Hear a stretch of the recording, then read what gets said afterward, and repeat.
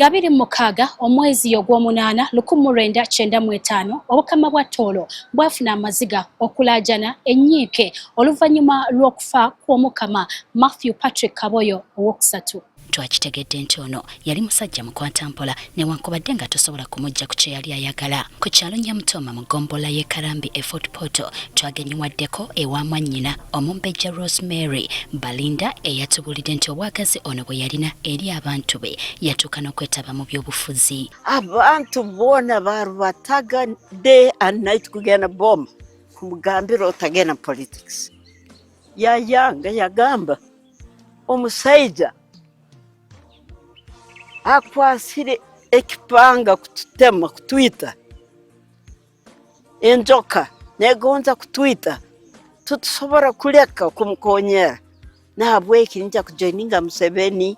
Balinda senga w'Omukama oyo atunyumiriza nti Omukama Kaboyo yawaŋŋanguka oluvannyuma lwa President Obote okuwandiika ekiro kitwala omunaku n'agenda e Kenya kyokka oluvannyuma ng'embeera eringa eteredde ono yakomawo nga bono bwe yasisinkanira mukyala we oba omugo nga bw'ayitibwa Mama Best Kemugisha. Hati amasire kushika Kampala no akali mu security barwanga wange let me say hati ni mwebu ibara bati no izo uwo byarozere ekyandiko ubota mazire kushika Kampala aturukize ekyandiko bajja babakwata Omukama omusajja wanaka omwenge nuwo bitamazire.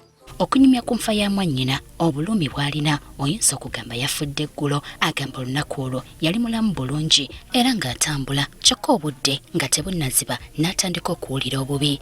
Ompuka kuli sanga tali kuluma kiki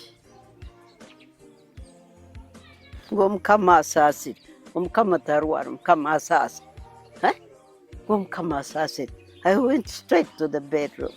Ku ssaawa nga nnyeza ekiro Omukama Kaboyo yatandika okunyogoga ebigere era olunaku olwo nga 27 ogw'omunaana 1995 lwe yakisa omukono mu ngalo ze.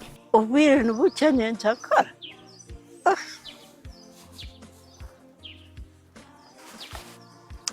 nkarora n'agenda.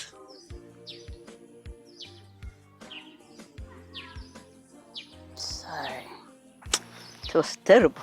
Kino kyali kirooto kya ntiisa eri Obukama kyokka amawulire amalungi gaali nti ono yali aleese abaana kono kwaliko omwana omulenzi omulangira Oyo Nyimba Kabamba Iguru era ng'ennono bweri bekikwatako balina okutegeka okutuuza omulangira ono nga 12 omwezi ogw'omwenda 1995.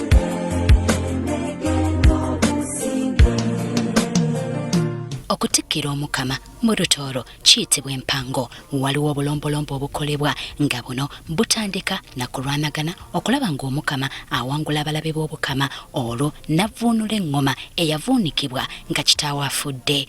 Engoma ikara eyemeriire ate ekigambo kujuumura Omukama bw'aba atuulize engoma egiba gijuumuka hati kujuumura engoma niko gimuki ukagikaliza haigunu ko bakagete ekatoma Omukama wakomerwemu rundi woisa asigire mu bigere bye umuntu najja kutwala engoma atire Empango iginyo twete Empango mu lulimi olw'Ekikaali.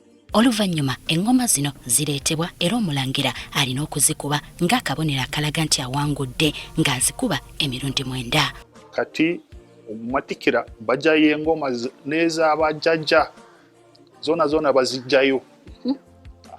Eno yali ya Omukama ono ya jjajjawo jjajja wokusatu zona bazifulumya Omukama n'azikolake azikubako bajjayo neye yennyini kati ye agikuba emirundi mingiko.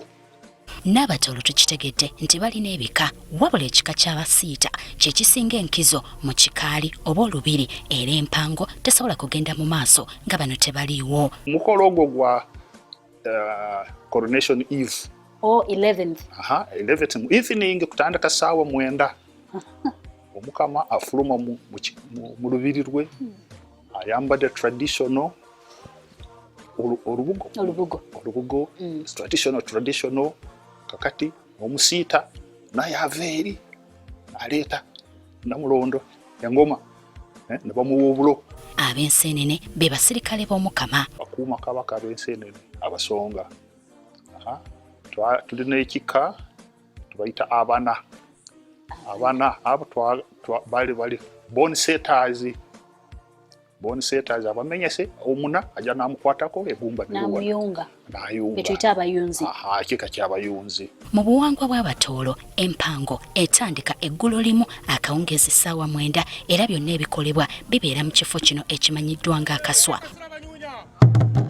Wano ebintu by'Obukama okuli amafumu, engoma n'ebirala bireetebwa era wano tewakkirizibwawo mukazi. Byonna ebigenda mu maaso bikolebwa basajja. Oba kumara kukolega emikoro hano ne bakwata empango, amahango n'ebikwatwa byona eby'Obukama ne babitwara orukira abasaiza Omukama eruguru n'abasingira hamusanga. Buli ngoma buli empango n'aba nagiteeraho emirundi 9. Ezi empango zoona ezabeise enkuru kuruga n'Abakama abeera abatandikire kuruga Mukama okubanza kasuusu nkwanzi paka aha mpango eyi. Waliwo amata agakamwa ne gamuweebwa okunywa wabula kino takikolera mu lujjudde. Era Omukama asuubira okutuula mu mucwa oba kkooti okusobola okuwuliriza ebizibu by'abantu be n'okubigonjoolwa olwo ne yeetegekera ate olunaku mulindwa. Ku ssaawa 6 ez'ekiro ekkondeere lifuuyibwa okulaga nti Omukama mwetegefu okutuuzibwa. Ku lunaku lwennyini nga 12 emikolo gyonna gitandika na kusaba. Kwange tandika n'okusaba ha kanisa St. John's Cathedral. Nyenkyakara oba kuruga okusaba n'agaruka ha Karuziika n'araba mu egyo geeti ya Mugabanta n'atembera ruguru mu Karuziika nikwo emikolo endi netandika ey'embazo. Justin Nachibule, Agafeyo, ku Spark TV, Effort Portal.